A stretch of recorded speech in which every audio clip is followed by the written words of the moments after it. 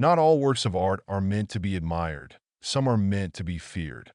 In the heart of Blackridge Park stood an old marble statue known as the Weeping Scholar. It depicted a robed figure, head bowed, with one hand raised as though gesturing for silence. Locals whispered that the statue had a sinister reputation. Those who dared touch it at night would hear it whisper their darkest secrets.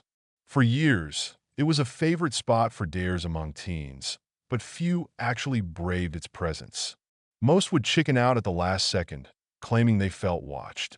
But for Sarah and her best friend, Lily, the legend was just a silly ghost story. "Let's prove it wrong," Sarah said, gripping her phone flashlight as they walked through the park one chilly autumn night. Lily hesitated, pulling her jacket tighter around herself. "This feels like a bad idea." "What? Are you scared of a hunk of stone?" Sarah teased. Lily rolled her eyes, but said nothing. The statue loomed ahead, illuminated by the pale glow of the park's dim streetlights.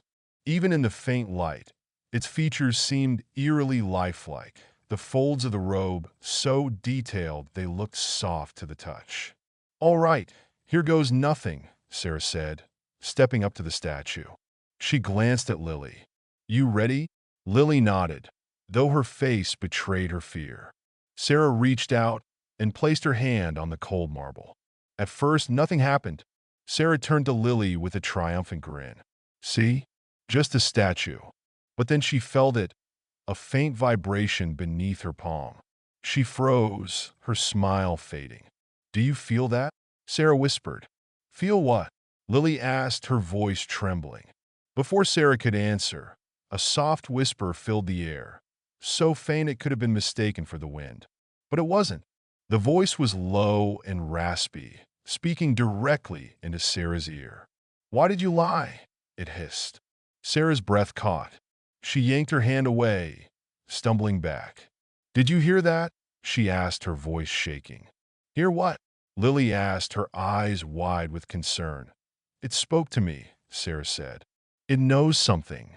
"What are you talking about?" Lily asked. "You're scaring me." Sarah shook her head, trying to steady her breathing. I'm Fina. Let's just go." But as they turned to leave, the whisper came again, louder this time. "You can't run from the truth." The voice echoed in Sarah's head all the way home. That night, as she lay in bed, she couldn't sleep. Every time she closed her eyes, she felt the cold touch of the marble, heard the accusing whisper. When she finally drifted off, she dreamed of the statue. In her dream, it wasn't standing still. It moved, its marble hand reaching out to grab her, its head lifting to reveal hollow, empty eyes. She woke with a start, drenched in sweat. Her phone buzzed on the nightstand, startling her. It was a text from Lily. "Lily, I can't stop hearing it. What did you do to me?"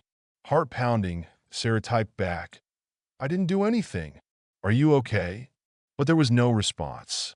The next day, Lily didn't show up to school. Sarah tried calling, but it went straight to voicemail. That evening, she biked to Lily's house, only to find it dark and silent. The whispers seemed to follow her, growing louder as she passed the park. Against her better judgment, she stopped at the statue. "What do you want from me?" she shouted, her voice breaking. The park was silent, save for the rustling of leaves. Then, the statue's head shifted ever so slightly, just enough for her to notice. Its hand, once raised in silence, now pointed directly at her. "Confess," the whisper commanded. Terrified, Sarah fell to her knees, tears streaming down her face. "I'm sorry," she sobbed.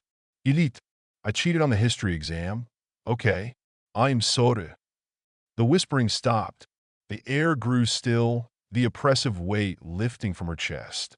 The statue's hand returned to its original position, and its head bowed once more. Sarah never spoke of that night again. Lily moved away shortly after, and though they never reconnected, Sarah heard rumors that Lily was still haunted by whispers. As for Sarah, she avoided Blackridge Park entirely. But the Weeping Scholar remains, watching and waiting for the next visitor foolish enough to touch its cold marble surface. And when they do, it will know their secrets too. Would you dare touch the Weeping Scholar? Let us know in the comments, and don't forget to subscribe for more chilling tales that will keep you awake at night. Until next time, be careful what you confess.